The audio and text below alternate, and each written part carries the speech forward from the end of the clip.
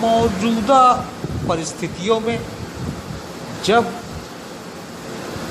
वैश्विक स्तर पर कोविड-19 महामारी के कारण प्रत्येक व्यक्ति पर जीवन का संकट मंडरा रहा है, उस समय हमारे देश की अगर हम बात करें तो हमारे देश में 33 लाख NGO रजिस्टर्ड हैं।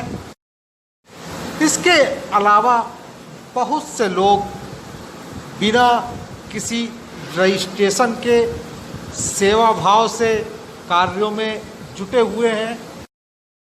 इसके अतिरिक्त अगर हम इन 33 लाख रजिस्टर्ड NGO के पदाधिकारियों को भी जोड़ लें तो औसतन एक संस्था में, एक NGO में कम से कम 5 या 7 पदाधिकारी तो होते ही हैं।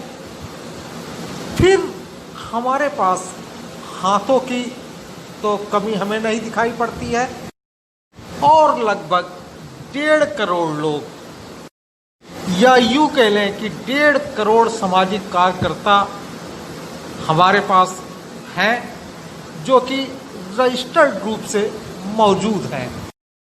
फिर हम वर्तमान परिस्थितियों का सामना करने में कैसे सक्षम नहीं हो पा रहे हैं। अगर ये 1.5 करोड़ सामाजिक कार्यकर्ता सिर्फ एक एक व्यक्ति का जिम्मेदारी लें, उनको भोजन कराने की, उनकी देखभाल की, तो कम से कम 1.5 करोड़ लोग तो तत्काल ही लाभान्वित होंगे और सरकार को भी राहत मिलेगी। ऐसी चुनौती के वक्त जबकि सरकार के सम्मुख नित नई नई चुनौतियां मुंह फाड़े खड़ी हैं, वैसे वक्त इन सामाजिक कार्यकर्ताओं का उत्तरदायित्व और बढ़ जाता है तथा उन्हें सरकार से कंधा मिलाकर चलने हेतु अपने आप को तैयार कर लेना चाहिए, प्रेरित कर लेना चाहिए। आने वाले कल में जब देश में बेरोजगारी की समस्या मुंह फाड़े खड़ी होगी, तब हमको ऐसे ही सामाजिक कार्यकर्ताओं की ज़रूरत होगी जो सरकार से कंधा मिला करके देश के उपेक्षित, वंचित, दलित, अस्पृश्य, असहाय, निसहाय आदि की सेवा अपने स्वयं के व्यक्तिगत स्तर से कर सके। इसी पर केंद्रित एक परिचर्चा, एक बहस का वर्चुअली आयोजन किया गया है। आशा है कि आप मेरे साथ इस वर्चुअली सभा का आनंद लेंगे।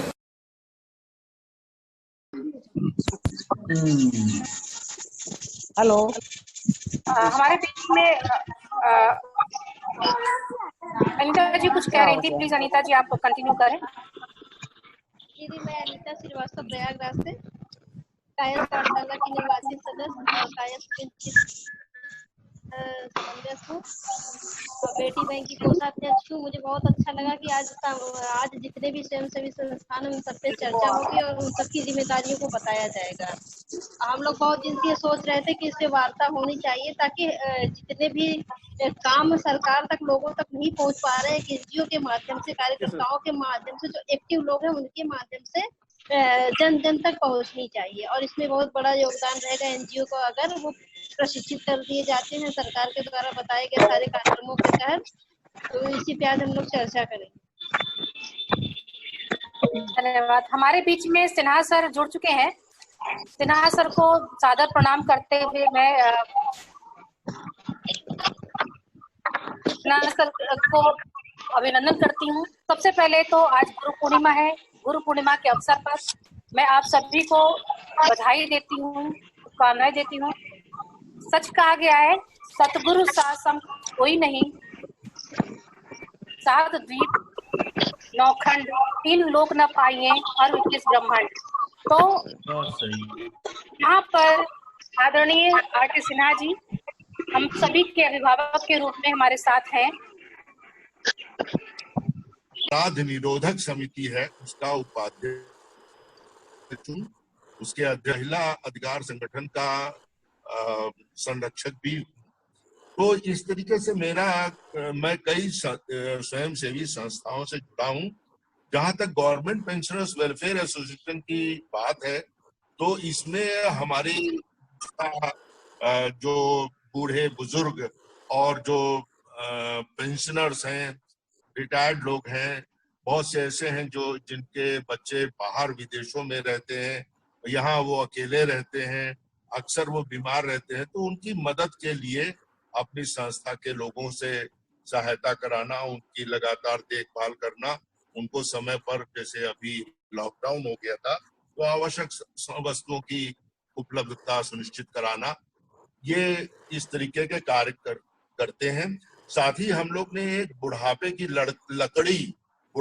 लकड़ी नाम की एक युवाओं की संस्था भी बना रखी है, जो तमाम जो बूढ़े लोग हैं उनकी जो परेशानियां होती हैं, दवा किस समय उनको दी जानी है, उनको खाना किस तरीके का किस समय दिया जाना है, इस तरीके का मतलब एक नर्सिंग का कार्य वह करते हैं। तो वो हम विभिन्न जो बुजुर्ग लोग हैं या जो विभिन्न पेंशनर्स हैं, 80-90, हमारे एक पेंशनर तो 103 साल की थी जिनकी अभी थोड़े दिन पहले डेथ हो गई।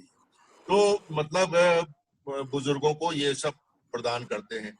इसके अलावा बुजुर्गों का एक सोशल एनवायरनमेंट अच्छा सा बना रहे, इसके लिए जैसे आज ही वृक्षारोपण का कार्यक्रम कराया गया, डिस्टेंस मेंटेन करते हुए, मास्क लगाते हुए, और समय समय पर गैदरिंग्स, विभिन्न प्रकार के सांस्कृतिक कार्यक्रम भी करा करके, विभिन्न कार्यक्रम करा के हर महीने कोई ना कोई कार्यक्रम कराते रहते हैं। यहाँ पर इलाहाबाद में एक बहुत अच्छा वृद्धाश्रम चल रहा है, उसका समय समय पर निरीक्षण करते हैं, उसको अच्छे ढंग से चलने के लिए जो भी सुझाव है वह देते हैं। इसके अलावा जो एक अभी हाल में 2007 में एक्ट बना था और 2014 में नियमावली बनी, माता पिता एवं वरिष्ठ नागरिक संरक्षण अधिनियम 2007 और माता पिता वरिष्ठ नागरिक नियमावली 2014 जो बनी है, उसके अंतर्गत जो प्राविधान है, तो विभिन्न सरकारी कार्यालयों से, जैसे सीएमओ के कार्यालय है या पुलिस विभाग है या जो भी विभाग है, उससे जो सहायता मिलनी चाहिए और जो कमियां हैं उसके बारे में बताते हैं और उनको पूरा कराते हैं। तो ये एक विषय हो गया। दूसरी संस्था जो हमारी जिला अपराध निरोधक समिति की है, इसमें हमारे 6000 वॉलंटियर्स और ये पूरे जनपद में फैली हुई है, देहात में भी और शहर में भी। इस संस्था के माध्यम से हमारे वॉलंटियर्स पुलिस के साथ कंधे से कंधा मिला करके ट्रैफिक व्यवस्था में, जब लॉकडाउन की ये व्यवस्था लागू करना, क्या नाम कहते हैं, भोजन आदि वितरण करने में, जो लॉकडाउन में तमाम समस्या हो गई थी, भोजन नहीं मिल पा रहा था, नहीं पहुंच पा रहा था, तो इसमें बहुत बड़ा रोल इस संस्था ने अदा किया। और इस संस्था के जो लोग हैं वो हर थाने की कमेटी में है, पीस कमेटी में है, तो वो ये सुनिश्चित करते हैं कि कहीं भी हर जगह पीस बना रहे। अगर कहीं कोई सुगबुगाहट होती है तो उसके बारे में सूचना पुलिस को देते हैं, जिससे कि पुलिस सतर्क हो जाए और आवश्यक कार्रवाई करे।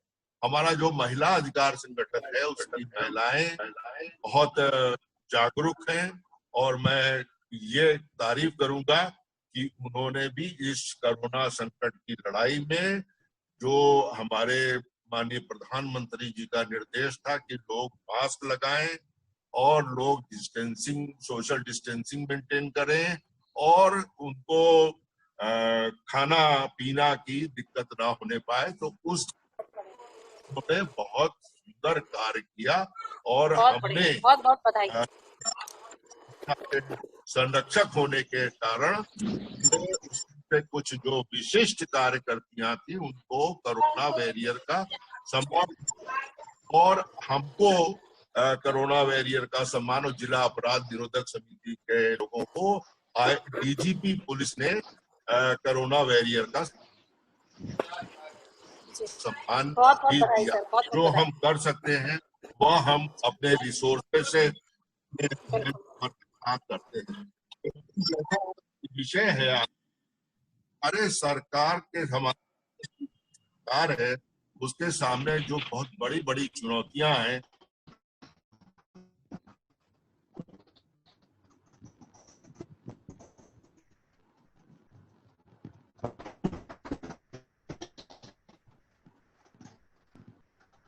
उनमें चीन दिख रहा है बहुत तेजी से बढ़ रहा है। लोग कहते हैं कि इटली और अभी जैसा माननीय आर.के. सिन्हा साहब कह रहे थे कि इटली और जर्मनी में बहुत बढ़ा, लेकिन मैं उनको बताना चाहता हूं कि इटली और जर्मनी से हम लोग आगे निकल चुके हैं। खाली मरने वालों की संख्या कुछ हजार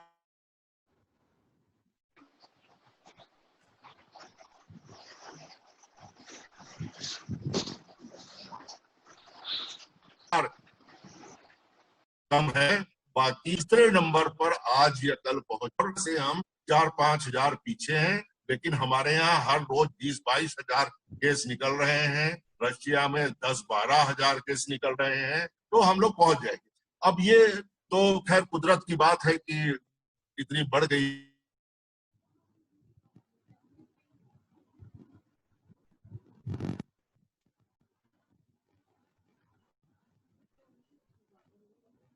ये बीमारी, इसमें कोई आलोचना की संगठनों का पूरा सहयोग देना पड़ेगा।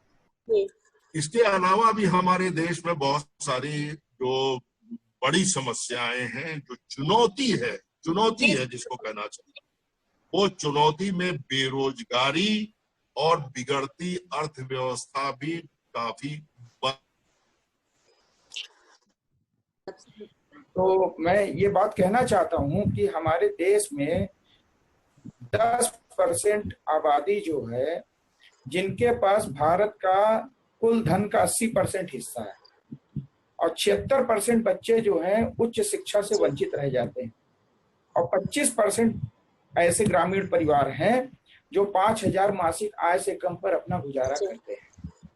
तो ये उपरोक्त डाटा जो है हम लोगों को इंगित करती है कि सिर्फ सरकार नहीं बल्कि स्वैच्छिक संगठन और सामाजिक कार्यकर्ता के बिना अपने सोसाइटी को अपलिफ्ट करना इम्पॉसिबल है। राइट। हमारे भारतवर्ष में करीब 33 लाख गैर सरकारी संगठन पंजीकृत है। 10/1/2017 को जो हम लोगों के पास डाटा था उसमें करीब 32,97,044 संस्थाएं थी। लेकिन आप समझिए कि इतनी बड़ी सामाजिक संस्था, तब ये हमारे यहाँ का डाटा है। तो जब इसको भारत सरकार ने चेक कराया तो आप समझ लीजिए कि 3,07,072 एनजीओ ऐसे थे जो केवल अपना बैलेंस शीट रखे थे, बाकी सब ऐसे ही चल रहे थे, जो कि इससे प्रतीत होता है कि जिनका कोई योगदान ये जो संगठन थे, जो हमारी सोसाइटी में चुनौतियां हैं उसको सॉल्व करने में वो मदद नहीं कर रहे थे। लेकिन जो कुछ अच्छे संगठन हैं उनका हम यहाँ पर जिक्र करना चाहेंगे। एक है एक्सेस लाइवलीहुड कंसल्टेंसी इंडिया, जिसके संस्थापक हैं श्री जीवी कृष्ण गोपाल जी, जिसको भारत में एएलसी इंडिया नाम से बोलते हैं। यह एक सामाजिक संगठन है। इसने करीब 65,000 सीमांत किसान, पशुपालक, बुनकर इत्यादि को आत्मनिर्भर बनाया। भारत सरकार और मोदी जी ने कहा कि आत्मनिर्भर भारत, यह एक शब्द जो है हम लोगों की जिम्मेदारियों का एहसास कराता है कि अगर एक व्यक्ति मछली पकड़ना सीख जाता है तो उसके पास एक रोजगार आ जाता है। ऐसा ही हम लोगों को अपने भारत को स्किल्ड करने की जिम्मेदारी है। इसी क्रम में कोडांगल महिला किसान एक संगठन है तेलंगाना में, उन लोगों ने कृषि आधारित बहुत से उद्योग, जो पापड़ है, चिप्स है, बहुत सी चीजें हैं जो महिलाओं के बीच में जो है इन लोगों ने प्रसारित किया और आज 1000 महिला वहां से रोजगार पा रही। तो हमारे भारत में ये बहुत जरूरी है कि जो भी हमारी सामाजिक संगठन है या सामाजिक कार्यकर्ता है, हम लोग उसको आगे बढ़ाएं, उसको, और हम लोग प्रॉपर तरीके से गवर्नमेंट फंड दे बना करके और मास्क एकत्र करके सब गांव में जाके वितरित किया और ये सूची बनाई कि कौन कौन लोग ऐसे हैं जो बुरी तरह प्रभावित हैं, जो डेली अर्नर्स हैं, जिनकी की अर्निंग ही समाप्त हो गई है, उनके लिए कुछ किया जाए। बहुत सी स्वयंसेवी संस्थाएं ऐसी थी जो कि सेल्फ हेल्प ग्रुप बनाए हुए थी और ग्रामीण महिलाएं उनसे जुड़ी हुई थी। हम लोगों ने उन सभी स्वयंसेवी संस्थाएं थी या सेल्फ हेल्प ग्रुप्स थे, उनसे कहा आप लोग मास्क बनाइए और हम लोग आपसे नियमित 500 मास्क पर डे परचेज करेंगे। उससे कई महिलाएं जुड़ गई और आज तक वो महिलाएं मास्क बना रही हैं और हम लोग डेली उससे क्रय कर रहे हैं। हमने जिस प्रतिष्ठान में काम कर रहे थे उसमें पहला प्रयास ये किया कि वैसे तो वेतन 7 तारीख को देते थे, लेकिन 2 ही तारीख को सबको वेतन एक के खाते में चला गया। इवन ठेके के मजदूर जो काम नहीं करते तो उनको भी वेतन दे दिया गया। दूसरा, मैंने सूची बनाई उन लोगों की जो रिटायर हो गए हैं या जो सेवा काल में दिवंगत हो गए, उनके परिवारों क्या हाल है। उनके यहाँ जा करके हम लोगों ने ये प्रयास किया, हमने अपने अधिकारियों को भेजा कि जा करके उनको देखो, उनको नियमित रूप से राशन पहुंचाओ और उनको आर्थिक सहायता दो और ये देखो कि कहीं ऐसा ना हो कि विषम परिस्थिति में वो अलग हो जाए। वो जो असहाय जानवर थे, मूक, उनके लिए व्यवस्था की गई कि उनको खाने पीने की व्यवस्था की जाए। प्रशासन में लॉ एंड ऑर्डर में यह हुआ कि साहब अगर सीसीटीवी कैमरे लगा दिए जाएं, शासन में इसके लिए फंड नहीं मिल पा रहा है, उसकी व्यवस्था करके हम लोगों ने अपनी संस्था की ओर से मैंने 2 लाख ऐसी कि आप सीसीटीवी कैमरा लगाइए और कारपोरेट सोशल रिस्पॉन्सिबिलिटी के तहत हम लोग हैं और हम ये कार्य करेंगे। इस प्रकार जहां भी हैं हम लोगों को अपने दायित्व का निर्वहन करना चाहिए, एक बात। दूसरी बात, स्वयं सेवी संस्थाओं का रोल सदा से बहुत महत्वपूर्ण रहा है। आज से नहीं, आप देख लीजिए, स्पेशली जो सामाजिक बुराइयां हैं उनको दूर करने के लिए जो भी कानून बने हैं वो स्वयं सेवी संस्थाओं के प्रयास से ही बने हैं।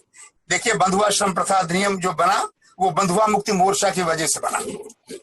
बाल श्रम की समस्या जो दूर हुई या काफी कुछ उस पर नियंत्रित हुई या कई प्रदेशों में दूर भी हुई, उसमें स्वयंसेवी संस्थाओं का बहुत बड़ा योगदान था, जिन्होंने हाई कोर्ट, सुप्रीम कोर्ट या नेशनल ह्यूमन राइट्स कमीशन के ध्यान अग्रसर कराया।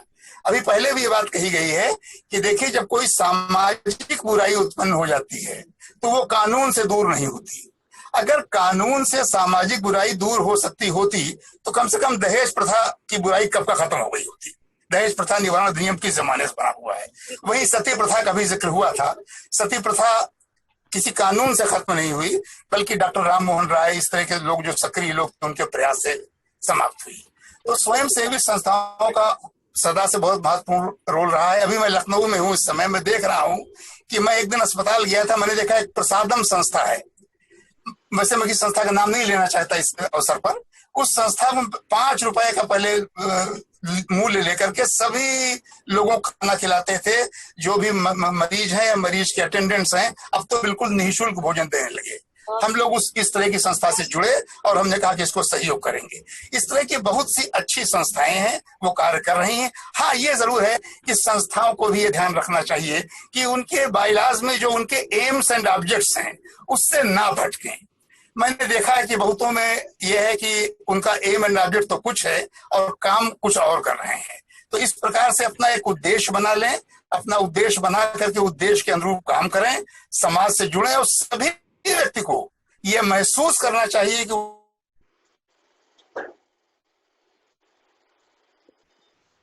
और उसको चाहिए कि समाज की सामाजिक बुराइयों को दूर करने में और व्यक्ति को ये एहसास कराने में कि वो समाज की एक इकाई है और उसका एक कुकृत्य समाज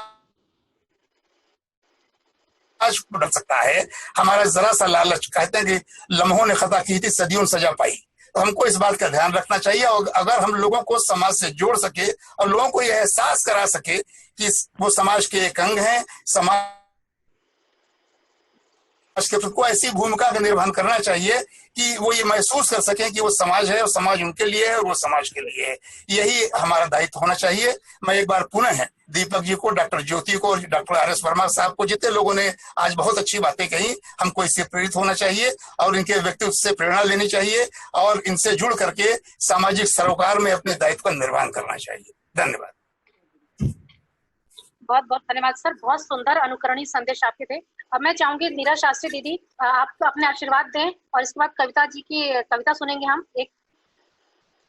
ज्योति, मैं समझती हूँ इस बार आपका ये बहुत ही सफल रहा कार्यक्रम है और दीपक जी और आपने मिलकर के सभी को आमंत्रित किया और लोगों ने बहुत महत्वपूर्ण बातें इसमें रखी। मैं समझती हूँ इसमें कोई कहने वाली बात नहीं है कि बिना संस्थाओं के सरकारें अपनी नीतियों को नीचे धरातल में मूर्त रूप नहीं दे पाती, इसमें कोई संशय नहीं है। और आज भी वो काम हो रहा है, कल भी वो काम हो रहा था कि आज सरकार जो पॉलिसी बनाती है, सरकार की आंख और कान कौन है? वो संस्थाएं हैं। जो रिसर्च है, जो मॉनिटरिंग है, जो अवेयरनेस है, सब संस्थाओं के माध्यम से होता है। केयरफुल डॉक्यूमेंटेशन जब जरूरत पड़ती है तो वो भी संस्थाएं करती हैं। हाइजीन, कितनी बार हाथ धोया जाए, इससे 5 साल तक की मॉर्टेलिटी रेट कम हो जाती है मात्र हाथ धुलाने से। कि 5 साल के बच्चे हमारे बच जाएं। एक जन जागृति छोटी सी, चाहे वो पोलियो का अभियान हो, चाहे जन जागृति हो, ये सब कार्य जो है संस्थाएं करती रही। आज कोरोना काल में हमें प्रिपेयर करना चाहिए कि हमने जैसे वैक्सीन के लिए एक स्ट्रेटेजिकली एक स्ट्रक्चर बनाया था, वैसा ही स्ट्रक्चर बनेगा और उसमें हमारी क्या भूमिका रहेगी। एनआरआईज हमको मदद करने के लिए तैयार हैं। जब हमें फंड्स की दिक्कत है तो उनको रिसोर्सेज को हम कैसे टैप कर सकते हैं। कोई पायलट प्रोजेक्ट्स जो देगी सरकार, उनको हम कैसे क्रियान्वित करेंगे। और ये जो जैसे कहा कि उन्होंने कि बुराई में भी कोई अच्छाई निकलती है, तो अच्छाई में मैं कहूँगी कि आत्मनिर्भर भारत की बात आई है। स्वच्छता अभियान हमने किया ही, उसका लाभ हमको मिला।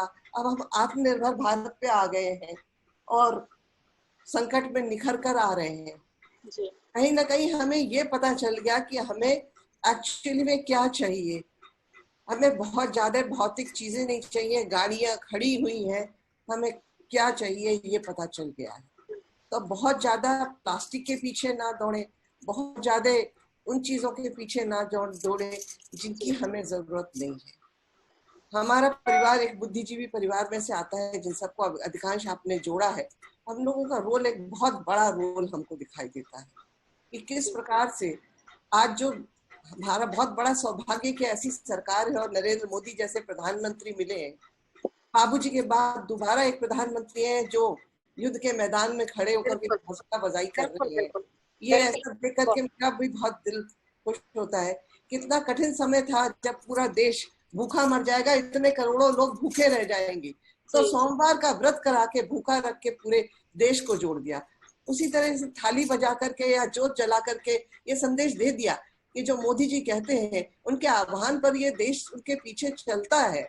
इसमें कोई संशय नहीं है। चाहे कोई किस तरीके से भी कहना चाहे, नुक्ताचीनी करना चाहे, तो उसका कोई लाभ नहीं है। इस समय लाभ है कि हम किस प्रकार से एकजुट होकर के इस कोरोना काल में क्या कर सकते हैं, हमारा क्या योगदान हो सकता है, क्या हम ये अवेयरनेस फैला सकते हैं। जैसे हम लोग अपने एरिया में जो मजदूर हैं, कंस्ट्रक्शन काम बंद हो गया है, सूखा राशन और ये बना हुआ खाना घरों से भी देते हैं। हर किसी ने यहाँ पर एक एक दो दो घर मजदूरों के बांट लिए हैं।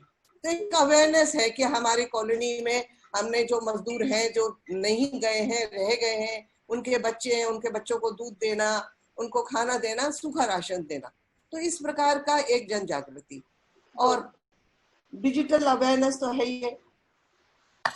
साथ में हम अपने क्या कहना चाहिए, पहले से एक प्लानिंग बना सकते हैं कि किस प्रकार से हमें और आगे संस्थाओं को क्या क्या मास डिस्ट्रीब्यूशन के लिए, हाइजीन के लिए, अवेयरनेस के लिए हैं बहुत छोटी चीजें, पर इनका इम्पैक्ट बहुत बड़ा होगा। दिल prove to be a milestone. छोटी सी बात है कि मास्क बना रहे हैं, मास्क बांटने का काम, मास्क लेकर बांटने का काम। और आज भी जो ये तबका है जो बिना पढ़ा लिखा तबका है, वो मास्क की इम्पोर्टेंस को नहीं समझ रहा है। जब सड़क पे बाहर निकल जाते हैं तो बिना मास्क लगाए हुए बाजार में घूमते हुए लोग ऐसे मिल रहे हैं जैसे कुछ हुआ नहीं। दिल के अंदर बहुत बुरा हाल है। तो एक जो 2 गज की दूरी बनाना, मास्क पहनना जो एक बेसिक रिक्वायरमेंट है, वो भी फुलफिल नहीं हो रहा है और सरकार को दोष देने लगेंगे। तो इसमें मैं समझती हूँ संस्थाओं को जन जागृति का काम करना बिल्कुल के अलावा और कोई उपाय नहीं नजर आ रहा है। और मोदी जी की निगाह में सभी संस्थाओं के ऊपर बड़ा अच्छा टैप रख रखा है उन्होंने कि संस्थाएं जो अच्छा काम कर रही हैं, निश्चित ही उनको एक पहचान मिलेगी, उनको एक काम मिलेगा आगे और उनका भविष्य उज्जवल होगा। इसमें मुझे कोई संशय नहीं है। छोटी छोटी बातें मेरे मन में थी।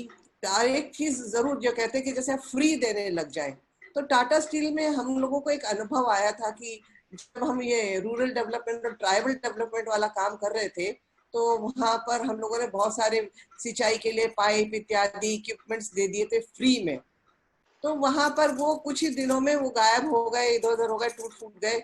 पर जब हमने उन लोगों से 2-2 रुपए का चंदा ले लिया था, तो फिर उनका वो पार्टिसिपेशन हो गया। उसके बाद तो वो बिरसा मुंडा इंचार्ज हो गए, पानी पंचायत, पाइप पंचायत बन गई और सब काम अच्छे से होने लगा। तो एक पार्टिसिपेशन, जनता का पार्टिसिपेशन संस्था कैसे लाए, इस पर एक विचार, कम्युनिकेट करना, अवेयरनेस करना, पार्टिसिपेट करना, ये सब चीजें जो है सोसाइटी के डेवलपमेंट के लिए जो भी we have got to live with this. When we have got to live with this, we'll have to develop different things and different ideas how we can implement that. Right. तो ये सब बातें मेरे जहन में थी। और ज्योति, दीपक जी, आपको और जो सब पार्टिसिपेंट्स हैं सबको बहुत बहुत बधाई और बहुत बहुत धन्यवाद। बहुत अच्छा लगा। और मैंने सोच लिया था कि ज्योति का फोन आया नहीं, दीपक जी का 2-1 बार था, तो मैंने कहा बैठना है, इसमें मन नहीं करना है। बहुत बहुत धन्यवाद दीदी। मैं बताना चाहूंगी दीदी, आपके जैसा आपने कहा, इस तरह से हम लोग थोड़ा बहुत काम कर रहे हैं देहरादून में। विशेष रूप से जो मेरा काम है, बस्तियों में जाके अवेयर करना लोगों को सफाई के बारे में। अभी आजकल जो काढ़ा होता है वो जाके बस्तियों में बांटना, कि जिससे लोग थोड़े से इम्यून सिस्टम थोड़ा सा उनका बढ़े। तो ये संडे का काम होता है कि काढ़ा बना के ले जाके बस्तियों में बांट रहे हैं, बस्ती में एक हफ्ते। और इसके अलावा जो मुख्य अवेयरनेस है, जिससे हम बहुत ज्यादा डरे हुए हैं, जो लड़कियां हैं हमारी, उनको कैसे समझाया जाए, जो ये लव जिहाद से बचने के लिए हम अवेयर कर रहे हैं लड़की को, कि किस तरह से आपको समाज में निकलना है।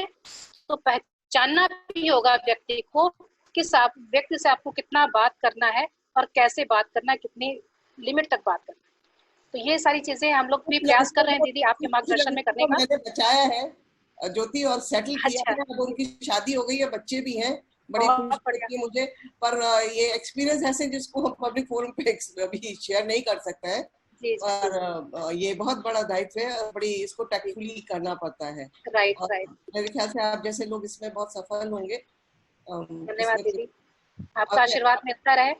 Awareness is the key this thing in the present scenario. जी दीदी।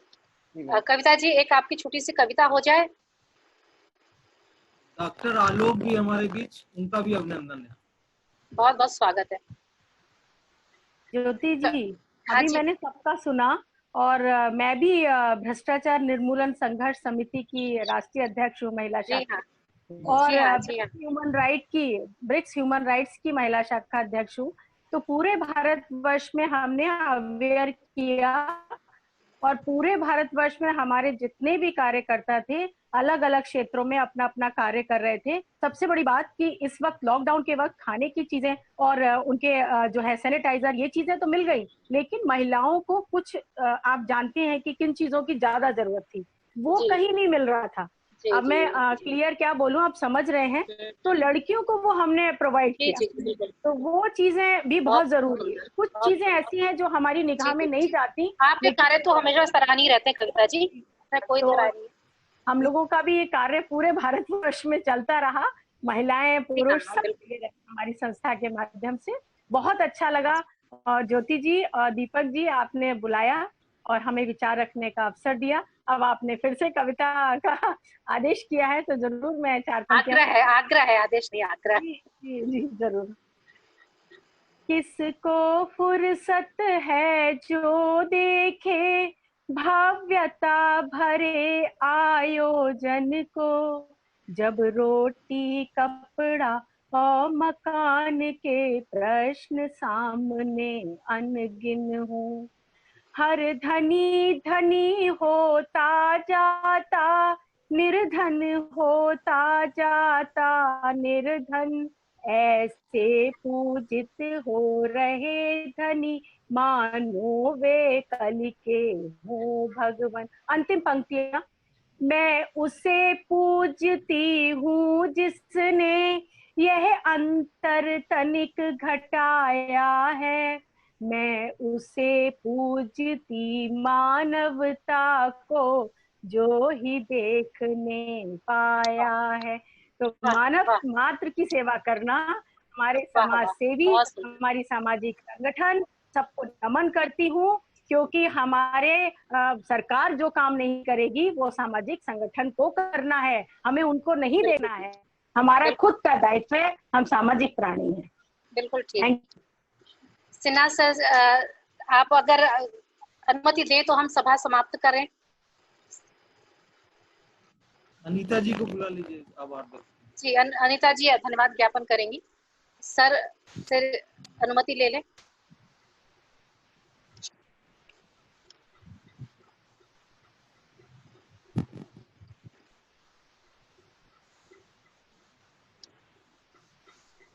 सर आ रहे हैं। तब हम बात कर रहे थे समाज के स्तंभ की। एक बहुत महत्वपूर्ण स्तंभ होता है हमारा सोशल मीडिया या फिल्म। हमारे फिल्म से जुड़े एक अभिनेता हमारे बीच में है, नवनीत श्रीवास्तव जी। नवनीत श्रीवास्तव जी बहुत सामाजिक सरोकार से बहुत सारी फिल्में बनी हैं। इस विषय पे कुछ क्या कहना चाहेंगे?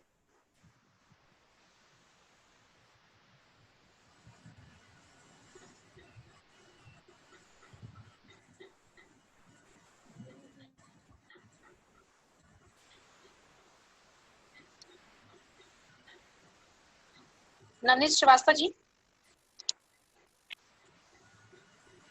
ज्योति जी। जी जी। मैं एक बात और संज्ञान में डाल दूं। मोदी जी के मिशन बेटी बचाओ बेटी पढ़ाओ पर मेरी एक फीचर फिल्म बिल्कुल बनकर तैयार है मेरी, और आपको जुलाई एंड में आपको देखने को मिलेगी नेटफ्लिक्स। बहुत सुंदर प्रतीक्षा है। जी जी, थैंक यू। बहुत सुंदर, बधाई है। बहुत बहुत बधाई।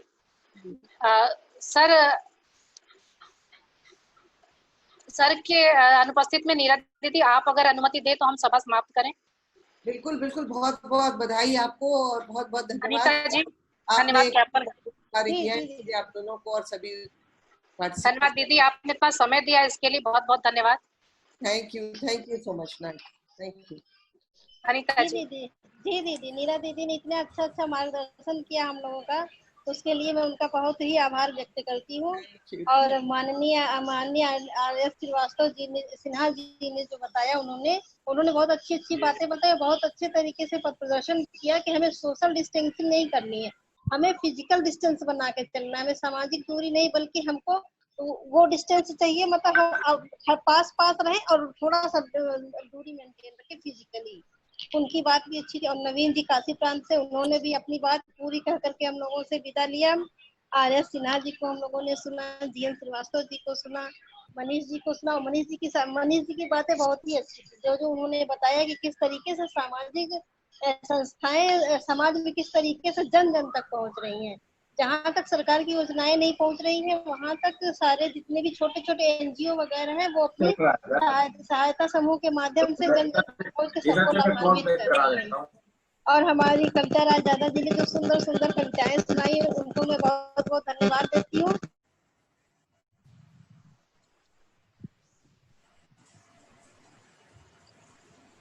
और उनके लिए मैं ताली भी से कविता सुनाई, वो कविता थी और बहुत एकदम दिल को छू जाने वाली कविताएं सुनाई उन्होंने।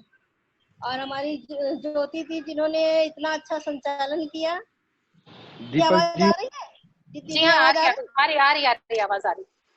जी जी, और आपने इतना अच्छा संचालन किया, उसके लिए मेरी सारी शुभकामनाएं। और दीपक जी द्वारा इतना अच्छा सब्जेक्ट चुना गया और बहुत ही अच्छे तरीके से ये अरेंज कराया गया। बहुत बहुत धन्यवाद दीदी, बहुत धन्यवाद। डीएन सिन्हा जी जिन्होंने दिल्ली से हम लोगों को ज्वाइन किया, उन्होंने अपनी भी बात कही, पर थोड़ा सा सब्जेक्ट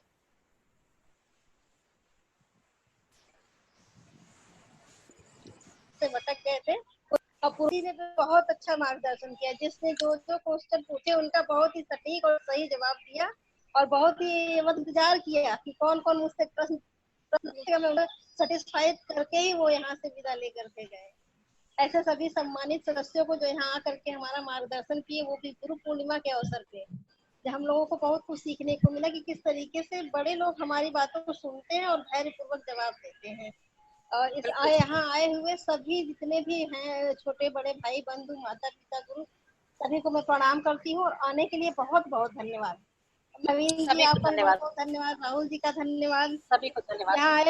यहाँ आए हुए सभी लोगों का धन्यवाद, और जो माननीय जिन्होंने अच्छे अच्छे हम लोगों को दिशा निर्देशन दिए, उनको भी धन्यवाद। और मैं अनीता श्रीवास्तव दीपक भैया से कहती हूँ कि वो सबसे विदा ले। दीपक जी और हेलो ज्योति जी। जी हाँ जी हाँ। हाँ, मैं 2 पंक्तियों से करूँ एंड। धन्यवाद। अरे वाह, क्या बात है, क्या बात। बहुत अच्छा दीदी, बहुत अच्छा। मैं चिंतित